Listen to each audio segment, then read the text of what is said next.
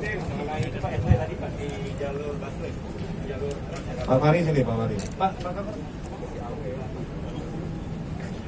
Untuk pelanggaran di jalur busway, memang kemarin sempat ada beberapa titik yang kita pasang, terutama untuk di jalur Mampang. Ya. Dan ini sudah kita ada beberapa juga yang sudah tercapture. Namun ke depan, seperti tadi yang telah saya sampaikan, akan ada pengembangan etle tahap ketiga, di mana kita akan menambah jumlah CCTV yang ada di jalur busway, sehingga masyarakat yang nanti melintasi jalur busway tanpa terkecuali akan terkena daripada tilang etle ini. Mekanismenya sama, tetap tilang akan dikirim ke rumah, sama seperti mekanisme terhadap pelanggaran-pelanggaran lainnya di jalur non busway. Yang lain, Pak? Pak, mohon maaf. Salah satu dari lima itu tadi kata Pak Kapolda konsentrasi pada rotator Pak Kapolda, Pak Fadil. Ya, kita sebagai masyarakat, untuk rotator ini harus benar-benar konsentrasi, karena di Jakarta ini saya lihat lalu lintas itu banyak banget mobil-mobil yang nggak jelas pakai rotator. Dulu saya lihat hanya beberapa saja yang mempunyai hak untuk itu.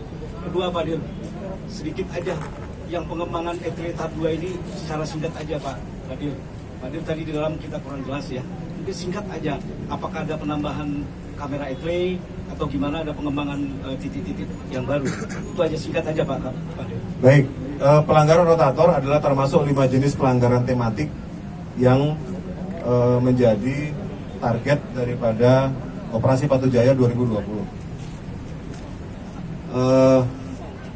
Selain dari 5 pelanggaran lainnya, yang ini adalah pelanggaran stop line, pelanggaran melawan arus, termasuk melawan arus di dalamnya adalah pelanggaran jalur busway, penggunaan jalan layang non-tol untuk sepeda motor, kemudian juga pelanggaran terhadap bahu jalan, kemudian tidak menggunakan helm.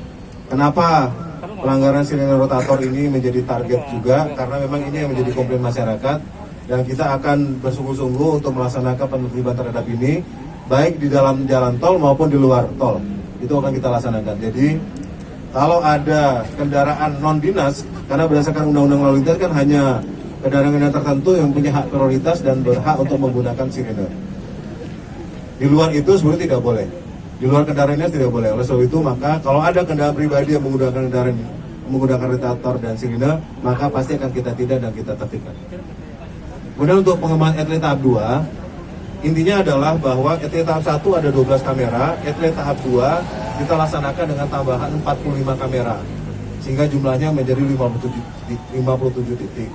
Di mana saja titik-titiknya ada di sini. Nanti teman-teman bisa lihat di layar sebelah kanan, itu adalah titik-titik, ulangi di screen sebelah kanan, adalah titik-titik di mana ada penambahan 45 kamera tersebut. Memang saat ini masih sedang dalam taraf sosialisasi dan uji coba. Tetapi untuk yang 12 kamera tahap 1 itu sudah kita laksanakan, kita operasionalkan. Karena itu kan sudah tidak perlu lagi sosialisasi, itu akan kita operasionalkan mulai hari ini. Tetapi untuk yang 45 tambahan kamera untuk tahap 2, itu yang baru akan kita sosialisasikan. Pak, lagi soal tadi Operasi Patu Jaya ini kan dibilang ada upaya untuk dari kerumunan.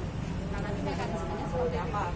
Terus yang kedua, berarti titik-titik etle ini sama titik Operasi Patu Jaya itu sama atau akan berbeda nanti?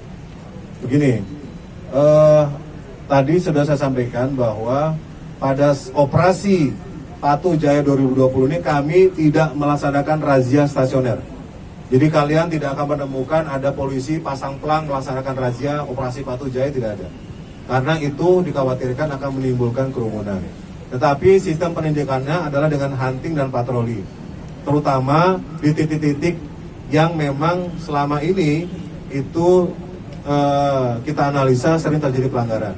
Misalnya kayak kemarin kita melakukan penindakan di jalur busway di Pasar Rumput, karena memang kita tahu titik itu luar biasa pelanggarannya. Kita main di situ, tindakan 1 jam 2 jam, kemudian kita cari titik lain. Jadi sifatnya hunting, tidak kita kemudian melaksanakan razia-razia yang nanti dikhawatirkan justru akan menimbulkan kerumunan. Nah tentu etle juga bagian dari situ, karena etle adalah menghindari interaksi antara petugas dengan masyarakat sehingga memperkecil kemungkinan terjadinya penularan dari masyarakat ke petugas atau sebaliknya dari petugas kepada masyarakat. Hadir dari Koran Media Indonesia, mau nanya tentang tren sepeda kan saat ini lagi meningkat, Pak. Kalau misalnya operasi Patu Jaya untuk kendaraan bermotor, apakah nanti akan ada penertiban untuk sepeda nih Pak? Biar kita sebagai pesepeda juga Ya, nyaman. gini, di dalam Undang-Undang Lalu Lintas ada dua jenis kendaraan, kendaraan bermotor dan kendaraan tidak bermotor. Dua jenis kendaraan ini diatur di dalam Undang-Undang Lalu Lintas. Dan kendaraan tidak bermotor pun sepeda itu juga harus patuh pada rambu. Dia juga harus patuh pada traffic light. Jadi kalau traffic lightnya merah, ya sepeda berhenti. Karena dia juga adalah merupakan pengguna jalan, kendaraan yang harus mematuhi peraturan lalu lintas. Dan tentu bagian dari operasi patuh ini, kita juga akan melaksanakan peneguran kepada para pesepeda yang memang tidak tertib atau mengganggu arus lalu lintas. Mengapa?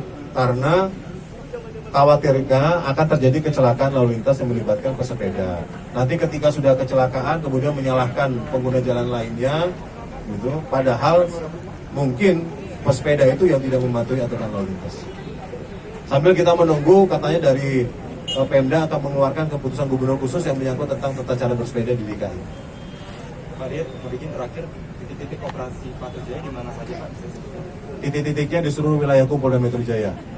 Karena kami tidak mengenal razia, jadi ya kita lihat nanti perkembangan di mana. Bahkan anggota yang berada di jalan, yang saat ini melakukan penjagaan pengaturan di pos-pos lantas, itu boleh melakukan penilangan dan itu juga merupakan bagian dari operasi patuh. Jadi ketika dia melanggar stop line, ya dia tilang, itu adalah ketika dia melakukan tilang, pelanggaran tematiknya pelanggaran stop line itu adalah bagian dari operasi patuh. Jadi kita tidak menyampaikan kepada mereka, oh di titik-titik kita akan ada razia, tidak.